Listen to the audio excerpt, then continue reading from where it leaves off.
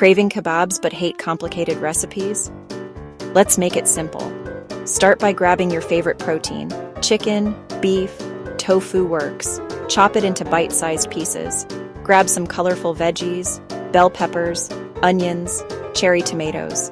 Toss everything into a bowl. Add a splash of olive oil, a squeeze of lemon, salt, pepper, maybe a pinch of paprika. Mix it all up so every piece gets coated. Thread your protein and veggies onto skewers. Alternate as you go for that perfect kebab look. No grill? No problem. Pop them in the oven at 425 degrees. Or use a grill pan on the stove.